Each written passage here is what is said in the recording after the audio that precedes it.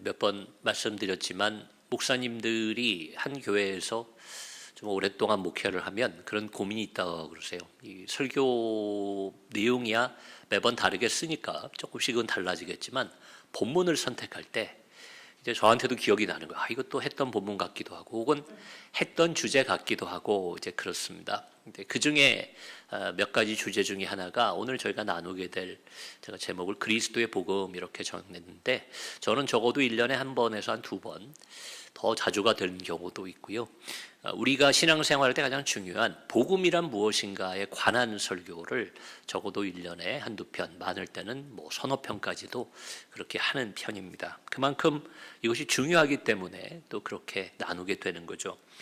오늘은 그 내용을 또 여러분과 나누는 데 있어서 본문을 어디를 선택했냐면 갈라디아서 1장 본문을 가지고 이야기를 하게 되었습니다. 갈라디아 지역에 있는 많은 교회에 바울이 편지할 때 이것도 잘 알고 계시죠? 그 교회들에게 편지할 때 편지는 언제나 이유가 좀 있어요.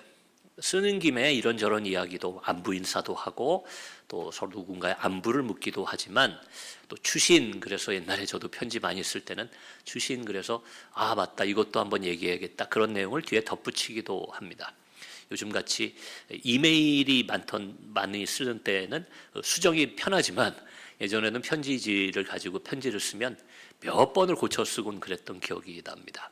아마도 연애 편지 써보신 분들은 이게 무슨 말인지 알 거예요.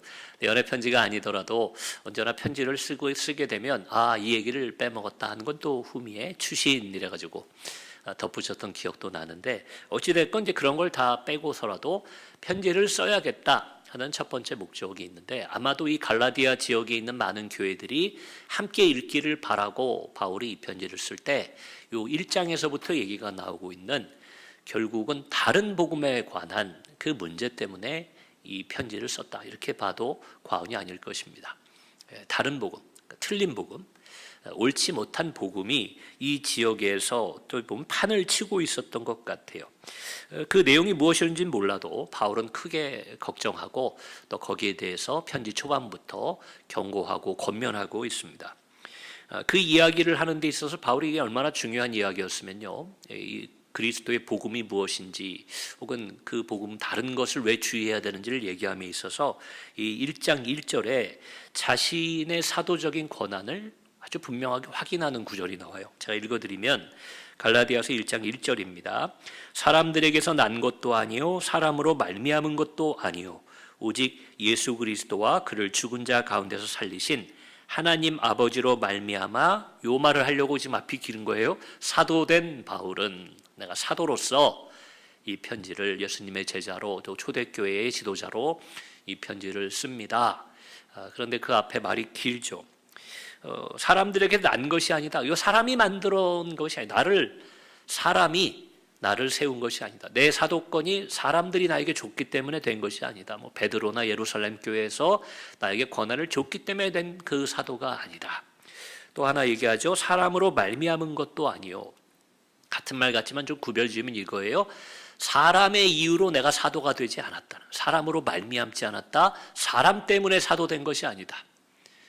이게 이제 뒤에 나오는 내용들하고 연결되기 때문에 그냥 넘어갈 수 있는 구절이지만 제가 강조를 해드리는 겁니다. 예수 그리스도 때문에 또 예수 그리스도를 보내시고 또 그를 죽게 하시고 또 부활하셔서 우리를 구원케 하신 그 예수님의 뒤에 계시고 위에 계신 그 아버지 하나님으로 인해서 나는 사도가 됐고 그래서 그러한 사도의 역할을 감당한다. 그 얘기를 하고 오늘의 본문의 내용으로 들어갑니다. 그 다음엔 좀 인사말들이 쭉 나온 다음에요. 6절부터 시작해서 오늘 저희가 읽은 이 내용까지 결국 다른 복음에 관한 얘기를 바울이 하게 됩니다. 자, 다른 복음은 없고 다른 복음은 절대 없다 선언하면서요. 7절에 보니까 어떤 사람들이 너희를 교란하여 그리스도의 복음을 변하게 하려 함이니라. 복음이 1편이 있고 2편이 있고 또 우리가 요즘 보면 업데이트 한다고 그러잖아요. 책도 개정판이 나오고 법도 조금씩 고쳐지는데 복음은 그런 게 아니라는 거예요. 다르게 나오는 것, 새롭게 나오는 것, 뭘 추가물로 나오는 것 그런 건 없다. 다만 뭐가 자꾸 덧붙여지고 뭐가 새로운 게 나온 것처럼 누가 얘기하면 그것은 너희를 교란하여 그 복음을 변질시킨 것이지 그것이 다른 복음이 되고 그런 것이 아니다. 뭐 심하게 얘기하면 그 이단이라는 거죠. 그런 건 이단들이 전하는 거고 다른 복음은 없다 이렇게 얘기합니다. 그리고 오늘 저희가 읽은 구절을 포함해서 8절 9절에서는 반복해서 아주 강하게 바울이 얘기해요. 다른 복음을 전하면 우리가 너희에게 전한 것 외에 다른 복음을 전하면 저주를 받을지어다. 이 말을 두 번이나 해요. 큰 벌이 있다. 저는 이 구절을 그냥 무심히 넘어간 법이 없어요. 읽을 때마다 어떤 생각이 드냐면 다른 복음을 따르면이라고 하지 않았잖아요. 전하면. 이거 누가 보통 오늘날로 따지면 전하는 사람이 누굽니까? 목회자잖아요.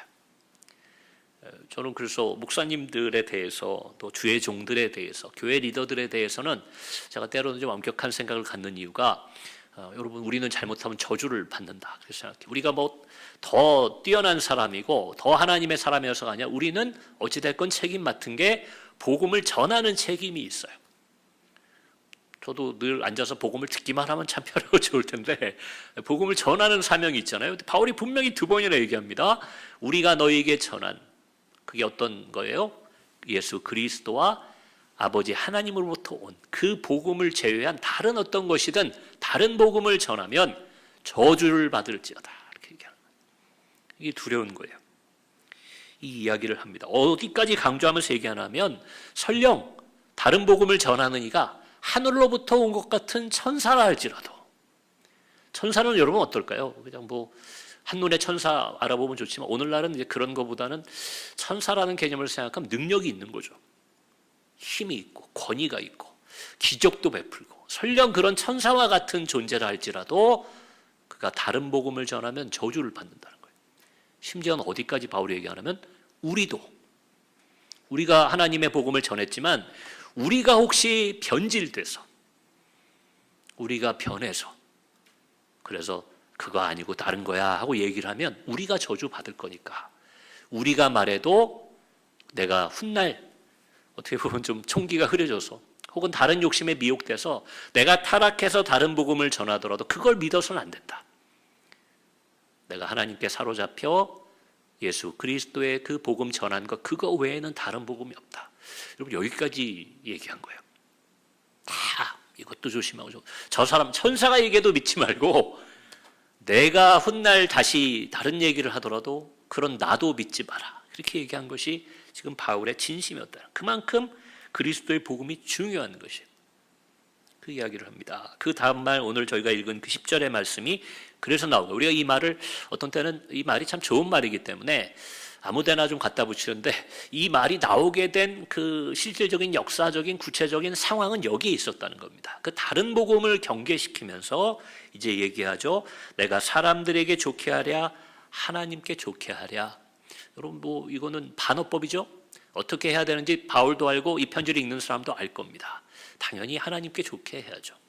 그리고 또 얘기합니다.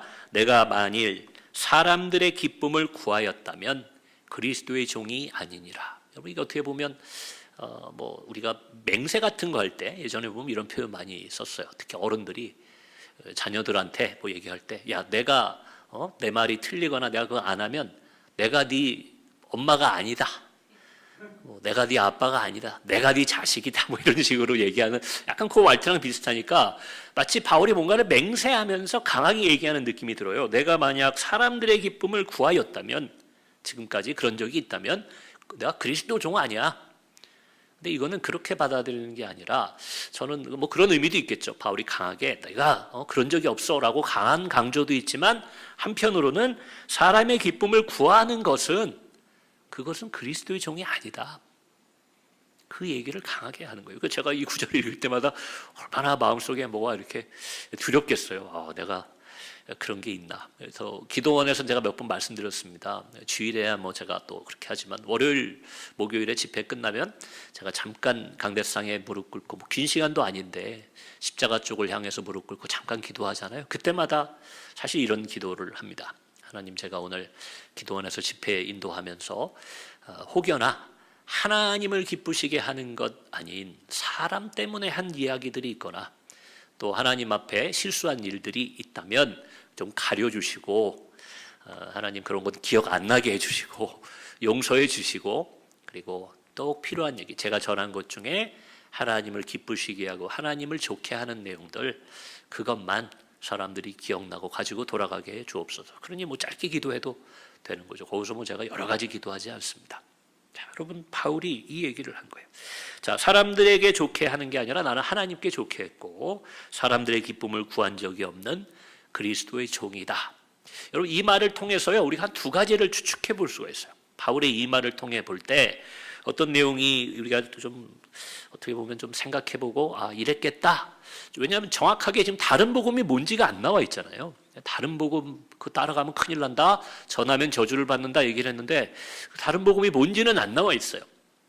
아마 이 편지를 받은 갈라디아 지역의 교인들은 알 수 있을 거고, 바울도 그거 알고 썼지만 우리가 이걸 읽을 걸 생각 못했는지 우리한테 좀 알려주지, 그 내용이 없습니다. 그러나 우리가 추측해 볼 수 있는 것은 이 다른 복음이 제 10절의 말씀을 미루어 볼 때 다른 복음은 분명 하나님이 아닌 사람을 기쁘게 하는 내용이었을 것이다, 이건 추측할 수 있죠.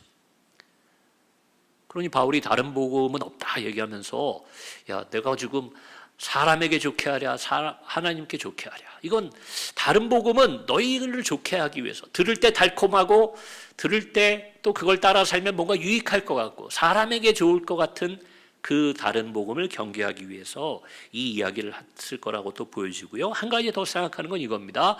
자, 다른 복음을 전하는 사람들은 그 갈라디아 교회에 여러분 평신도들이겠어요? 아니면 교회 리더들이겠어요?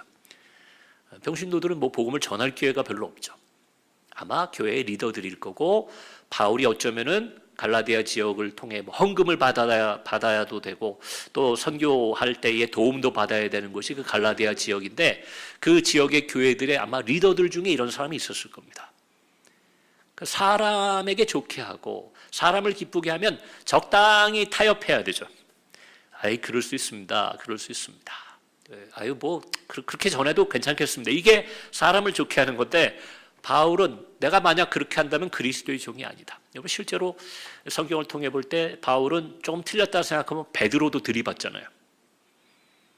같은 사도들끼리도 논쟁도 하고 어떤 때 의견이 다르면 질책도 했던 게 바울입니다. 바울이 성격이 좀 강하고 모난 부분도 성경을 통해 볼 때 좀 미루어 볼 때 그런 면도 조금은 있지만 그건 그의 성정이고, 그가 그렇게 하는 데에는 언제나 하나님께 좋게 하기 위해서, 하나님을 기쁘시게 하기 위해서 그가 때로는 사람들을 좀 서운하게 만들었던 것을 우리는 알고 있습니다. 그래서 이 두 가지 다가 저는 이 말에 포함될 거라고 생각해요. 갈라디아 지역의 리더들과 지도자들과 바울의 관계를 볼 때도 그가 이렇게 강하게 다른 복음을 비난하는 것은 조금은 불편함을 야기할 수도 있는 얘기였을 겁니다.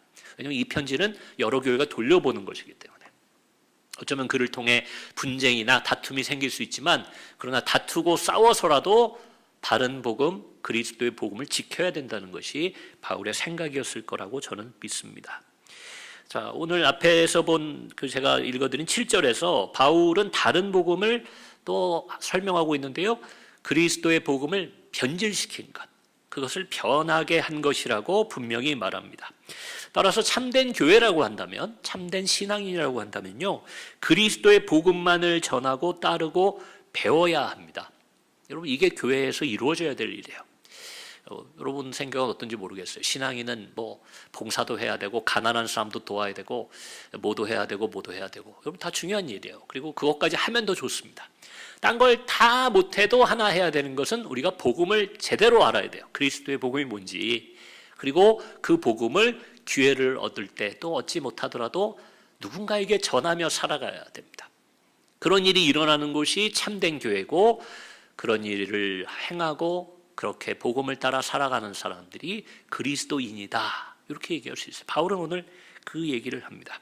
자, 그럼 여러분, 그리스도의 복음이 무엇인가? 제가 오늘 이 얘기하려고 오늘 이 본문을 선택하고 이렇게 한 겁니다. 그리스도의 복음이 뭐냐? 다 아시는데 누가 물어보면 또 갑자기 생각이 안 나요. 차 번호 갑자기 물어보면 제가 그런 걸 잘 못 외우거든요. 차 번호, 계좌번호 이런 걸 잘 못 외워요. 그래서 갑자기 물어보면 혼자서 가만히 생각하면 떠오르는데 생각이 안 날 때가 있죠. 근데 여러분, 그리스도의 복음은 그래서는 안 돼요. 내가 주민번호까지도 어떤 때는 좀 헷갈리고 내 생일도 빠르게 생각이 안 난다 하더라도 그리스도의 복음이 뭡니까? 누군가가 물을 때 교회 왜 다닙니까? 교회 가는 이유가 무엇입니까? 왜 예수를 믿어야 됩니까? 할 때 이 그리스도의 복음은 탁 하고 튀어나와야 여러분 그게 그리스도인이라는 거예요. 아시는 내용이지만 제가 그래서 한 번 더 확인해 드립니다. 자, 좁은 의미가 있어요. 아주 좁은 의미. 요거가 이제 핵심이죠. 이건 성경과 모든 신학이 가르쳐서 이야기하는 겁니다. 기독교의 그리스도교의 복음은 무엇이냐? 여러분 성육신 하시고 인간의 몸으로 오시고 그리고 십자가에 죽으시고 우리의 죄를 위해서 그리고 부활하신 그 예수 그리스도의 은혜로 그리고 그분을 믿는 믿음으로 우리가 구원을 받았다. 여러분 그게 복된 소식, 복음, 최초의 복음이 되는 것입니다. 이것 외에 다른 건 여러분 다른 복음이라니까요. 이것 외에 교회 와서 뭘 해야 구원받고 뭘 해야 복을 받는다 뭐 이런 게 있으면 그게 바리새인들이 했던 일이고 또 한때 우리나라에도 좀 문제가 됐던 샤머니즘적인 기복신앙이 많이 했던 일들입니다. 그들도 이 복음을 아마 전하긴 했을 거예요. 말하긴 했겠지만 그것보다 다른 걸 더 강조하고 혹은 개인이 신앙생활을 할 때에 이 복음보다도 다른 것이 내 신앙생활을 이끌어가는 주 동력이 된다. 그러면 여러분 그건 다른 복음을 따라 살아가는 삶이 된다는 겁니다. 자, 이걸 조금 넓히면요. 그렇게 예수 그리스도 우리를 구원하셨다는 것, 그리고 우리가 그분을 믿어야 한다는 것, 이것이 복음이라면 그 복음의 조금 확장된 개념, 넓은 의미에서 복음은 어디까지 얘기 드릴 수 있나 하면 그런 예수님의 삶과 가르침, 그게 특별히 신약 성경에 많이 나오고 사도들이 그것을 계속 연결해서 신약을 전체에 구성하죠. 그리고 예수님에 대한 성경의 가르침, 구약 창세기부터 모든 성경은 결국 메시아 예수 그리스도를 향해 있습니다. 결국 이 성경의 말씀, 또 이 성경의 말씀을 연구한 목사님이나 신학자들이 남긴 여러 신학이나 교단의 교리들, 이 모든 것이 예수 그리스도와 관련돼서 나온 모든 것은 복음적이다. 그리스도의 복음 안에 들어간다. 여기까지는 얘기할 수 있다는 겁니다. 자, 그러면 이제 여기에 안 들어가는 것들은 나쁘다라는 건 아니에요. 근데 그게 복음의 자리로 올라오면 다른 복음처럼 되면 이제 그건 모든 건 여러분 이제 큰일 나는 겁니다. 그렇게 얘기하거나 그렇게 전하는 사람은 저주까지 받고요. 그 길을 따라가는 사람들은 구원에 이르지 못하게 될 수도 있는 아주 좀 무섭고 우리에게 중요한 이야기가 여기에 있다는 것입니다. 다른 것이 좀 부족해도요. 우리가 예수 믿으면 그게 예전에 목사님들이 하셨던 믿기만 하면이라는 거예요. 다른 거는 좀 부수적인 겁니다. 믿으면 구원받는다라고 할 때 내가 믿습니다 하는 인간의 의지를 얘기하는 게 아니라 예수 그리스도가 이 땅에 오셔서 그리고 나를 위해 죽으시고 나의 또 부활의 첫 열매가 되기 위해서 살아나셨다. 이것이 믿어지면 그러면 여러분 교회 생활, 신앙생활 다른 거 필요 없다는 거예요. 그러면 너는 천국에 가고 그러면 너는 영원히 하나님의 자녀로 살아간다. 그게 기뻐서 봉사도 하고 또 그게 너무 좋으니까 교회에 매일 나와 있고 여러분 그러던 게 한국교회 부흥을 이끌었던 것이지 지금처럼 교회가 부흥해야 되는 이유를 자꾸 다른 데서 찾아요. 우리 교회가 역사가 어떻기 때문에 우리 교회가 지금 어렵기 때문에 그래서 성도들이 와야 된다. 여러분 그런 이유로는 교회가 존재하는 것이 아닙니다. 순서가 거꾸로 된 거죠.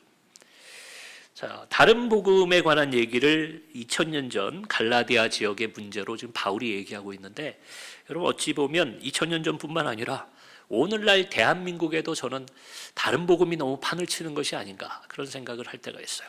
물론 여러분 이단은 완전히 다른 복음이죠. 이단의 문제도 있습니다. 근데 저는 오늘 그 얘기를 드리는 건 아니에요.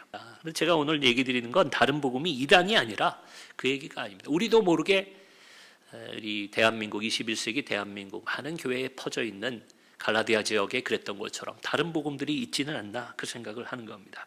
왜냐하면요 오늘 바울의 가르침대로라면 하나님이 아니라 사람에게 좋게 하는 것, 하나님이 아니라 사람을 기쁘게 하는 그 모든 것은 다른 복음이 된다는 거예요. 교회도 그렇고 개인도 그렇습니다. 제가 좀 예를 좀 들어드릴게요. 너무 또 딱딱한 얘기만 되는 것 같아서 예를 좀 들어드리면 저도 좀 큰 병원에 입원해서 수술 받은 적이 있습니다. 벌써 그게 한 6년 전이네요. 그런데 그 병원에 가서 보니까요. 입원도 어렵고 수술 날짜 받기가 어려워요. 그리고 제가 수술 받기 위해서 입원해서 보니까 야, 뭐 부산에서 오신 분, 뭐 저기 포항에서 오신 분, 이건 뭐 약과예요. 외국에서 와서 통역들이 그 병원에는 있어요. 외국에서 온 사람들이 수술 받으려고 입원도 해 있고 진료도 받고 그런 걸 받습니다. 모든 불편함을 감수하고, 어떤 사람은 그래서 자리가 안 날까 봐 수술은 일주일 전인 후인데 일주일 전부터 입원해 계신 분도 계시고, 입원실이 없는 사람은 병원 근처 호텔에서 지내면서 입원 날짜를 기다리는 분도 있어요. 그런 분들을 많이 봤습니다. 왜 그렇게 할까요, 여러분? 그 병원에서 치료받는 게 중요하니까. 만약에 감기 정도 걸렸다 그러면 여러분, 부산에 있는 분이 서울에 있는 병원에 입원하러 오겠습니까? 동네 병원 가는 거예요. 편리한데. 또 동네 병원도 어떤 데 가요? 걸어갈 수 있거나, 만약에 걸어갈 만한 데가 없으면 주차 편한데, 그리고 내가 좀 가기 편한 시간에 이렇게 해서 가는 게, 여러분, 감기 걸렸을 때 가는 병원, 큰 수술 받아야 될 때 우리가 선택하는 병원이에요. 어떤 얘기를 드리냐면, 요즘 여러분 한국 교회에 어떤 문화가 있냐면, 그냥 가까운 교회 가겠습니다. 그래요. 가까운 교회 가겠습니다. 좀 주차 좀 편한 데로. 저도 그런 얘기를 많이 들어요. 목사님, 좀 교회를 좀 주차장 좀 편하고 좀 사람들 오기 편한 도심지로 옮겨야 됩니다. 근데 그때 꼭 하시는 얘기들이 있어요. 목사님, 말씀은 참 너무 좋고 이 교회는 너무 좋은데 근데 오기가 불편해요. 그러죠. 제가 대형 병원 원장이라면 여러분 그렇게 되겠습니까? 정말 그분이 그냥 말로 한 칭찬일 수도 있지만, 정말 이 병원이 수술을 잘하고 이 병원이 너무 좋다. 그럼 여러분, 여기보다 더 외딴 곳에 있어서 사람들이 올 거예요. 여러분, 현실은 그렇지 않아요. 저한테 다 상담받고 저한테 기도받고 문제 있으면 저한테 전화하는 분들도 저희 교회로 오지 않습니다. 그때마다 하는 얘기예요. 조금 산에 있어서 오면 조금 불편해서, 왔다가 가기가 조금 거리가 멀어서, 그보다 더 먼 맛집들은 다니시는데 교회는 그렇지 않아요. 편한 곳. 또 뭐예요? 요즘 많이 하는 것, 나에게 맞는 교회. 여러분, 그건 어떻게 보면 신앙적으로 나한테 잘 맞는 경우는 중요하죠. 근데 그게 아니라 나랑 문화적으로 잘 통하고 나를 기분 나쁘게 하지 않고 내가 가 있어도 좀 편안한 교회를 찾는 것이 요즘의 문화라는 거예요. 그럼 여러분, 그건 다른 복음이에요. 다른 복음을 따라 사는 거예요. 나에게 좋은 것. 그리고 교회들도요, 자꾸만 그러다 보니까 하나님이 뭘 원하시고 이 시대에 하나님이 바라시는 게 뭔지를 강단에서 또 교회 리더들이 선포하기보다는 그 사람들이 좋아하는 걸 자꾸 개발하고 준비합니다. 여러분, 그게 다른 갈라디아 교회가 뭐 이상한 걸 한 게 아니에요. 사람들이 많이 올 수 있고 사람들이 들을 때 좋아할 만한 이야기들로 복음을 조금씩 변질시켜 나갔던 것이, 아마도 오늘 바울의 이야기를 통해 볼 때 그게 갈라디아 지역에 퍼져 있던 문제, 다른 복음의 문제자 또 문제이자 위기였던 것으로 저는 생각합니다. 목사뿐 아니라 목사들도 그런 유혹이 있을 때가 있거든요. 사람에게 좋게 하고 싶은 마음이 있어요. 저도 웬만하면 성도들에게 또 우리 기도원 오시는 교우들에게 좋게 맞춰드립니다. 또 아주 결정적인 순간에 그러지 못할 때가 있어요. 제가 선택해야 될 때가 있습니다. 이건 아닌데. 그럴 때는 제가 결례를 무릅쓰고 정말 죄송하지만 이해해 주시길 바라지만 저는 그렇게 할 수 없습니다. 그거는 아닙니다. 제가 이야기할 때가 있어요. 그걸 감사하게도 우리 교우분들은 잘 또 따라주시고, 어떤 때는 어른인데도 제 뜻에 맞춰서 꺾어주시지만, 왜냐하면 제 뜻이 아니라 저는 그게 성경의 가르침이라고 생각해서 말씀드리기 때문에, 그렇지 못한 분들을 만날 때면 저한테 서운함도 느끼시고, 그걸로 이제 거리가 멀어지기도 하고, 또 저에 대해서 안 좋은 이야기를 하시는 경우도 경험해 봤습니다. 여러분, 그게 바울이 어쩌면 얘기하는 거죠. 내가 사람에게 좋게 하랴, 하나님께 좋게 하랴. 그런 갈등이 우리에게 늘 있죠. 목사뿐 아닙니다. 여러분, 교회 전체가, 혹은 성도들 한 사람 한 사람, 우리가 그리스도인이라고 말할 수 있다면 그리스도의 복음이 내 삶의 중심인가, 아니면 다른 것이, 다른 복음이 내 삶을 이끌어가고 나에게 좋은 것, 사람들과의 관계에서 좋은 것이 내 삶을 이끌어간다면 그것은 좋은 신앙, 참 신앙이라고 할 수 없습니다. 여러분, 그래서 또 하나만 더 예를 들어드리면요, 우리 교회의 자랑 중에 하나가 우리 교제잖아요. 우리 같이 늘 오늘 점심도 기대하고 있는데 맛있는 거 먹고 만날 때마다 늘 웃음꽃이 피는 우리 교회입니다. 전 나가면 우리 교회의 그런 사랑의 교제를 자랑합니다. 그러나 여러분, 교제라는 것, 교회에서 중요한 일이죠. 교회 나올 때 교제가 없다면, 떡을 떼라고 말씀하신 그 주님의 그 사랑의 교제, 그것이 빠지면 뭐 온라인으로 예배 드려도 별 문제가 없잖아요. 사실은 그 교제가 있기 때문에 우리가 몸을 들여서 이곳에 나와야 되는 것입니다.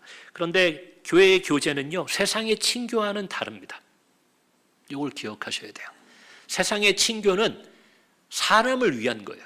그러니까 우리 모였는데 뭐 이거 의미가 없고 보람이 없고 재미가 없고 그러면 여러분 그게 없으면 할 필요가 없는 게 세상의 교제, 세상의 친교입니다.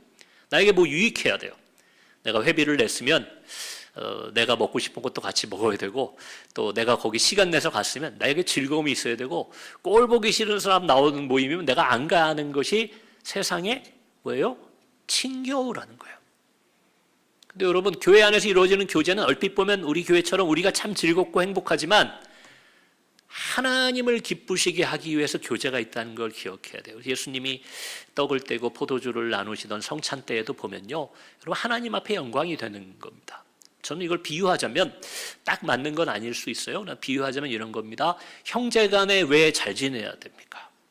요즘 젊은 사람들은 이거 이해 못할 거예요. 뭐 형이어도 나한테 득되는 게 없으면 안 보고 삽니다. 이게 요즘 문화라는 거예요. 이 문화가 뭐 20대들 얘기가 아닙니다. 40, 50대도 그렇게 살아간다는 거예요. 뭐 내가 뭐 유익하다고 형제 자매 만나야 됩니까? 만나봐야 뭐 나한테 쓸데없는 소리 나고 도 하나 달라고 그러고 뭐 그런 경우 있잖아요. 그런데 왜 형제들이 예전에는 우애 있게 지내야 된다, 늘 같이 사이좋게 지내고 서로 도와야 된다, 제가 어릴 때 배울 때만 해도 그게 부모님께 최대의 효도였기 때문이에요. 우리가 교회 안에서 사랑의 교제를 나누는 이유 중에 가장 큰 이유는 하나님을 기쁘시게 하는 것이 그거라는 거예요. 원수까지 사랑하길 바란 이유가 왜 그렇다고요? 여러분, 원수는 나한테는 아무 상관없는 원수지만 하나님 입장에서는 그 사람이 큰아들이고 제가 둘째 아들일 수도 있고 반대로 제가 큰아들이고 그 사람 막내 아들일 수 있어요. 그 원수를 제가 용서하고 사랑할 때 아버지 하나님이 기뻐하신다는 거죠. 여러분, 교회의 교제는 그렇게 돼야 돼요. 그래서 뭐 직업이 비슷한 사람끼리, 연령이 비슷한 사람들끼리, 문화가 통하는 사람끼리만 교제하겠습니다. 어쩔 수 없이 현실 교회에서는 그런 일이 일어납니다. 그러나 그런 게 잘 돼서 우리 교회가 좋은 교회다? 천만에요, 여러분. 그건 결코 하나님 기뻐하시는 교회가 아닙니다. 그건 세상에서도 여러분 그렇게 만나요. 그게 세상의 친교죠. 의사는 의사들끼리, 사업가는 사업가들끼리, 애엄마는 애엄마들끼리, 학생은 학생들끼리. 그걸 세상에서 하지 교회에 나와서 할 이유가 뭐가 있겠어요? 교회는 내가 밖에서는 만나지 못하는 그런 어른도 만나고 청년도 만나고 또 다른 성별도 만나고, 요즘은 성별끼리도 서로 다툼이 심해가지고 또 내 직업으로는 만날 수 없는 가난한 사람도 만나고 오히려 부자도 만나고, 여러분 그런 것이 교회가 되고 우리가 그런 사람들이 서로 다르지만 서로 형제요 자매요 이렇게 교제를 나누는 것, 여러분 그게 하나님을 기쁘시게 하는 교회의 교제가 된다는 겁니다. 그게 아니라 좀 다 다르게 모여야 됩니다, 좀 분리해야 됩니다 이렇게 얘기하면 여러분 그것도 큰 의미에서는 다른 복음이 된다는 것을 기억하셔야 됩니다. 우리 교회는 그런 점에서는 지금까지는 참 좋은 교회가 되고 있죠. 그러나 앞으로 또 새로운 사람들이 우리 교회 문을 열고 들어올 때 여러분 우리가 하나님을 사람에게 너무 맞추려고 할 필요도 없어요. 그렇다고 우리에게 맞추라고 했어도 안 되겠죠. 우리가 하나님을 기쁘시게 하고 우리는 하나님께 좋게 하는 교회입니다. 근데 그게 결국은 형제님을 자매님을 구원했고 복을 주는 길이니 이 길을 함께 갑시다. 그러면서 신앙의 복음의 본을 보여줄 필요는 있다. 저는 그 생각은 하고 있습니다. 사랑하는 성도 여러분, 다른 복음이 우리에게 있다면 버리시고, 완전히 버리기가 좀 어렵다면 조금씩 줄여나가는 것이 기독교가 말하는 성결의 삶, 성화의 삶이 될 것입니다. 구원은 받았지만 더 그 복된 길로 걸어나감으로 그리스도의 복음을 더 뚜렷하게 확인하고 그것만을 믿으며 또 기회를 얻는 대로 그것을 전하며 그렇게 살아가시기를 주의 이름으로 축원합니다. 그럴 때 영원한 천국에 들어가는 여러분 그 구원의 복도 빼앗기지 아니하지만 이 땅에서도 하나님의 자녀가 받는 모든 복을 받아 누리게 되는 것을 믿으시기 바랍니다. 우리 이 시간 함께 기도할 텐데요. 잘 알고 계신 내용이지만 예수님 나를 위해 이 땅에 오시고 나를 위해 죽으시고 부활하심으로 나의 구원의 증거가 되어주셨다. 우리가 그것을 믿고 믿어질 때 나도 구원받았고 또 그것을 전하며 또 증거하며 그러한 예수님의 가르침대로 살아가는 것이 참된 그리스도의 복음이라는 것을 확인하셨으니까 그 복음대로 살고 복음을 증거하며 살겠습니다. 그런 다짐과 결단을 담아 합심하여 기도하면 좋겠습니다. 주의 이름 한번 부르고 함께 기도하십니다.